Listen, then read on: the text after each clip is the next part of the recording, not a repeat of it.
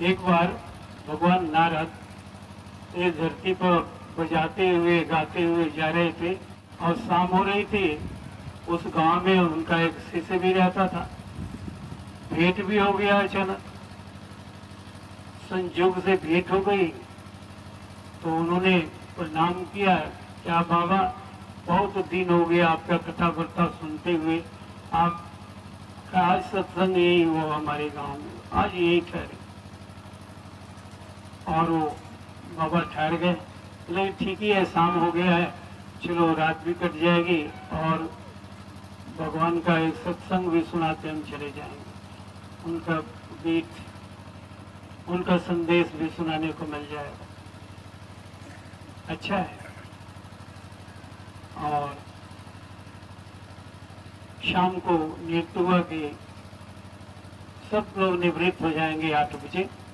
8 बजे से सत्संग होगा। सब लोग घर काम से, सब औरतें मर्द सब लोग फुर्सत हो जाए तो एक साथ बैठ करके हम लोग, और सभा में कहा गया कि प्रभु, ये जो सत्संग करते हैं, सत्संग कराते हैं, सत्संग करते हैं, ये क्या है? सत्संग का आशय क्या है? हम लोग सत्संग सत्संग सुनते हैं, बोलते हैं, लेकिन हम समझ नहीं पाते हैं, कभी समझ नहीं पाते हैं कि सत्संग है क्या।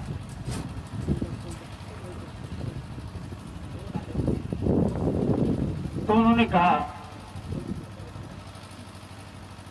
सत्य के साथ संग करने को सत्संग कहते हैं।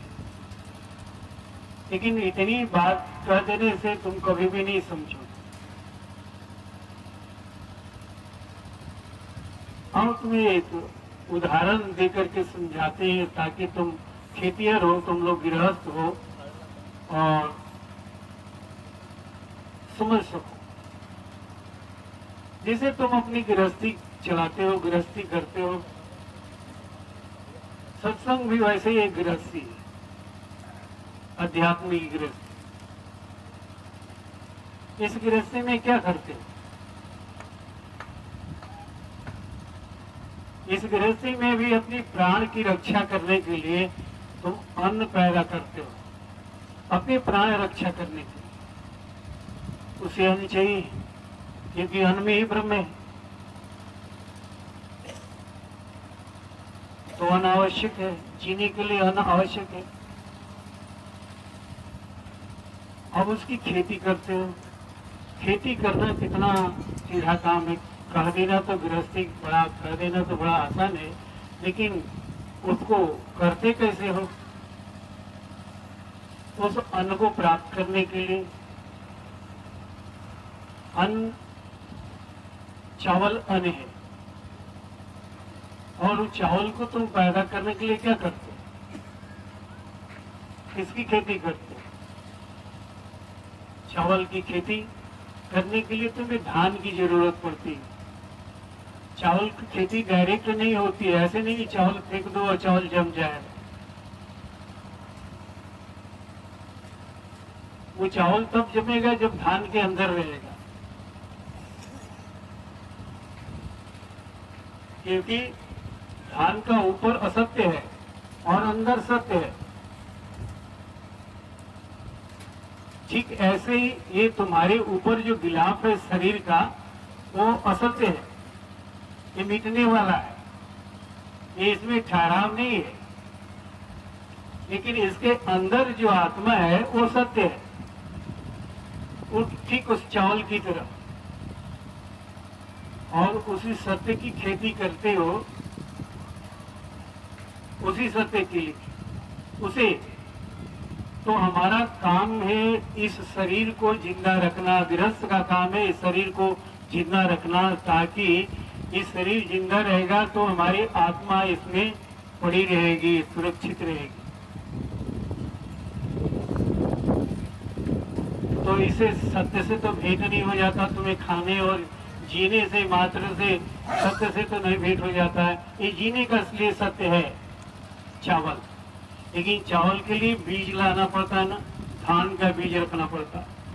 चावल का बीज से नहीं, धान का बीज रखना पड़ता है। और सीमित और उसके लिए क्या जरूरत पड़ती है? तो खेत का, जमीन का जरूरत पड़ती है। फिर ये खेत के बाद में क्या जरूरत पड़ती है? तो हल और बैल की जरूरत पड़ती है। हल बैल से क्योंकि वो जमीन जोता जाएगा ना, हल बैल की जरूरत पड़ती है। तब धान के बीज उसमें डाले जाते हैं और धान के बीज जमते हैं। फिर पानी कन्वर्ट करना पड़ता है। फिर उस बीज को, जो धान अब रूप उसका बदल गया धान का, अब वो एक फसल, एक पौधा का रूप ले लिया। अब उस पौधे को उखाड़ करके फिर अन्य जगह उसे गाड़ते हैं। उस खेत को भी, जमीन को हम जोतते हैं, बहुत जोतते हैं, उसकी निकाई करते हैं, सफाई करते हैं, पानी डालते हैं। बहुत मेहनत के बाद उसकी रोपाई करते हैं, उसकी धान की। फिर धान की रोपाई करने के बाद धान की देखरेख करते हैं 2.5-3 महीना। उसमें खरपतवार निकौनी करते हैं और एक समय आता है कि उसमें बालियां निकलती है, धान निकलते हैं। धान का बीज है, धान निकल गया। उसी धान की खेती करने के लिए तो इन्होंने बीज डाला था। अब बड़ी खुशी होती है कि बहुत सारा खेतों में पूरा धान हमारा दिखाई पड़ रहा है। थोड़ा सा धान कितना ज्यादा दिखाई पड़ रहा है, वो धान ही धान है। गृहस्थ देकर के किसान खुश हो जाता है। और धान जब पकता है, पकने तक ले उसका इंतजार करना पड़ता है, उसकी रक्षा करनी पड़ती है, देखभाल करनी पड़ती है। उसके बाद कटनी होता है, कटनी। और काटने के लिए फिर जुगाड़ लगाओ, कैसे कटेगा? अपने हाथ से काटोगे, बघियार से कटाओगे या मशीन लगाओगे। फिर उसमें भी एक बहुत बड़ा मेहनत लगता है काटने में।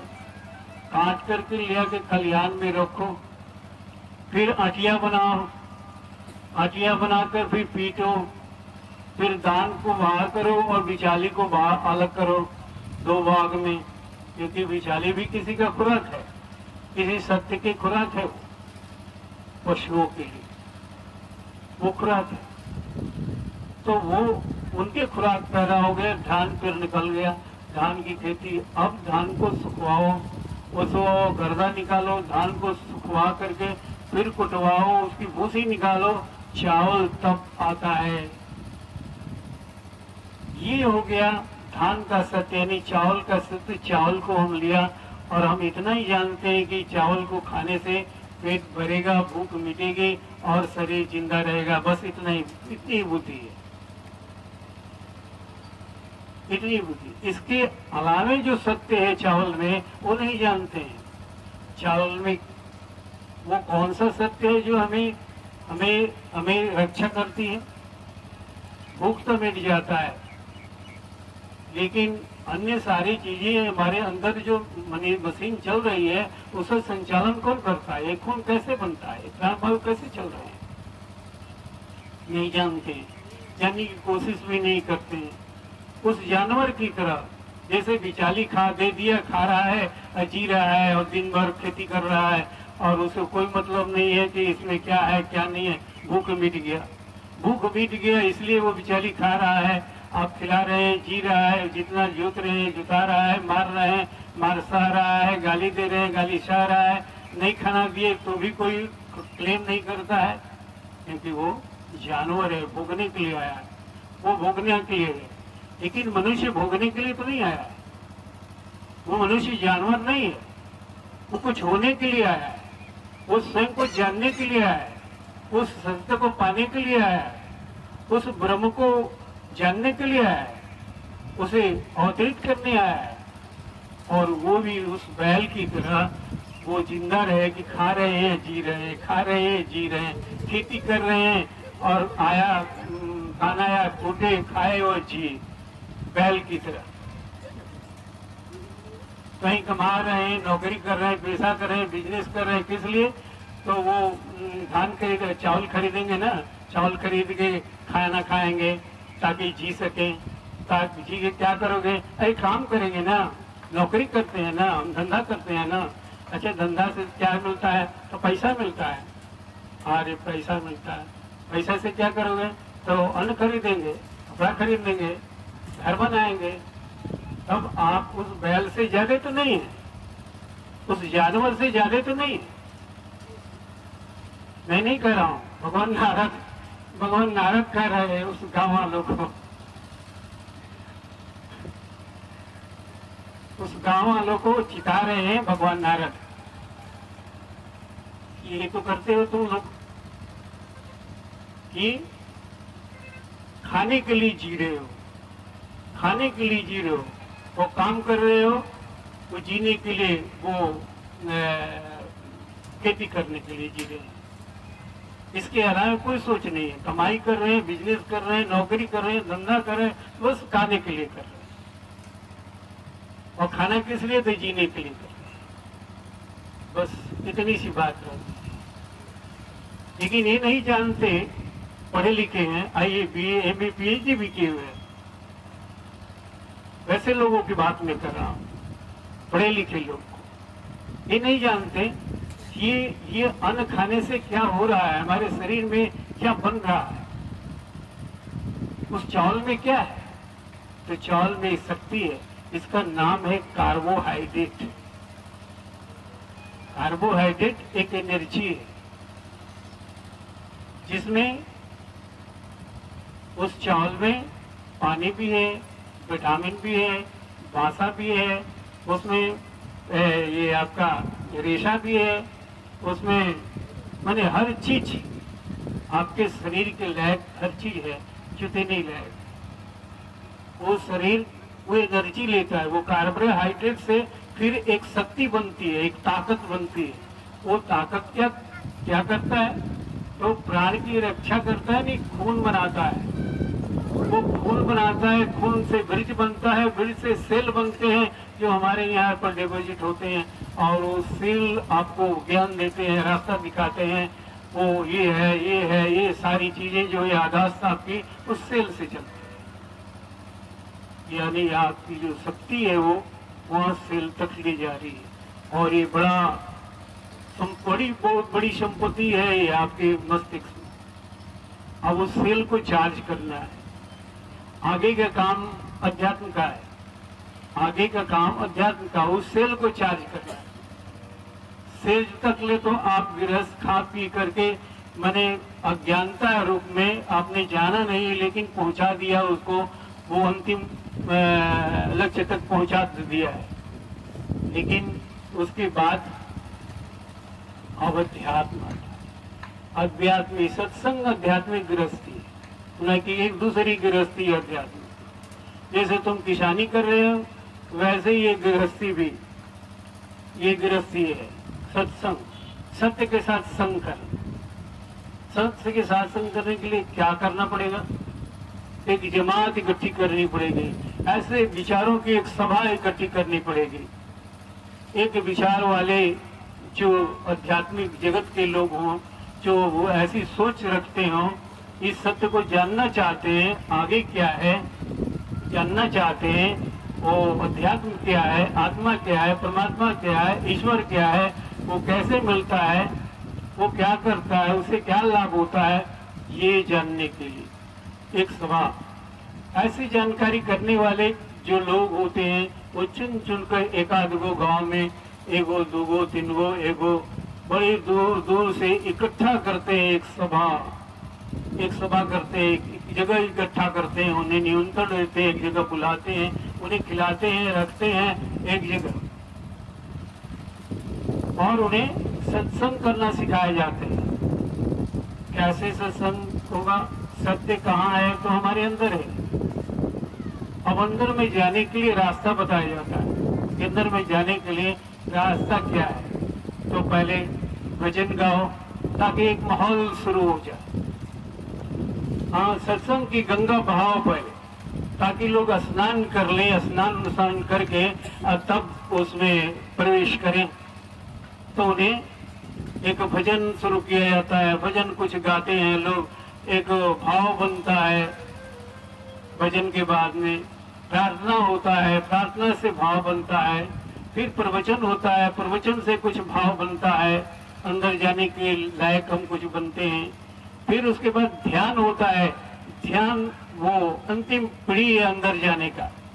इन सारे पवित्रताओं को, सारे चीजों से स्नान, तरह तरह का स्नान करके हम वहाँ ध्यान में जाने के लायक बन गए। अब हम ध्यान करने के लिए वो एक बीज डाला जाता है। गुरु जैसे मैंने कहा ना कि धान एक बीज है, धान के बीज को इकट्ठा करके खरीद के कहीं से ले आते हैं, थोड़े से बीज ले आते हैं और उसकी बिया डालते हैं और 5 बीघा की खेती कर लेते हैं थोड़े से बीज। ठीक वैसे ही फिर ध्यान में जाने के लिए गुरु एक बीज देता है, एक बीज मंत्र देता है। मंत्र देता है, वही बीज के रूप में देता है कि इस मंत्र को द्वारा तुम अपने अंदर में जाओ और अंदर की खेती करो, करना सीखो। इस बीज को लेकर ठहरो वहां, और तुम्हारे भाव जल से ये जो बीज है ये फलित होने लगेगा, पौधा बन जाएगा, लहलाएगा। और भाव का पानी देना, भाव का वो जल तुम्हें देना होगा, इसमें हमेशा पटाते रहना होगा। इस तरह से इतना दिन तक ले ये भावनाओं का जल उसे देते रहोगे, सुबह शाम दोपहर, सुबह शाम दोपहर, तो ये फसल तैयार हो जाएगी, अंतर की तुम्हारी फसल तैयार होगी।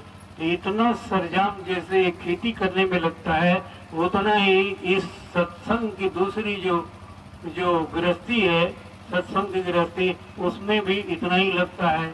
अब हम उस सत्य को जानने के लिए आए हैं। अब यहाँ फलित होने लगता है कि हम इंसान हैं, हम कर्म करने के लिए आए हैं, हम पशुओं की तरह जीने और खाने के लिए नहीं आए। पशुओं की तरह जी के खा के और जिंदगी काट करके या बूढ़ा होकर मर जाने के लिए नहीं आए। हम इस बात को समझने के लिए आए हैं। इस संसार में, इस पृथ्वी पर, धरती पर जन्म इंसान के रूप में लिए हैं। हमारे मस्तिष्क में वो सेल हैं जिसको चार्ज करने से इतना विकसित होते हैं कि वो कहते हैं, गोस्वामी जी कहते हैं, बिन पग चले सुने बिन गाना, कर्म करे बिन नाना, आनंद रही सकल रस भोगी, बिन माई भक्ता बन जोगी। आदमी जब चार्ज कर लेता है इस वो सेल को, तो वो बिना पैर का है लेकिन चल लेता है लाखों में, बिना कान का है सुन लेता है, बिना मुंह का है बोल लेता है, और बिना बाणी का है लेकिन इतना बड़ा वक्ता है वो, ये अद्भुत लगता है, इतना बड़ा वक्ता है वो, बिना बाणी का है। ये सारी चीजें आपके अंदर में उतर जाएगी, ये सत्य है, और आपको संचालन करना शुरू कर देगी। तब लगेगा कि मनुष्य जीवन, असल मनुष्य जीवन हमने पाया है, असल सदुपयोग इस शरीर का हमने किया है, सही सदुपयोग किया है शरीर का, जन्म लेने का, मनुष्य बनने का सदुपयोग हमने किया है।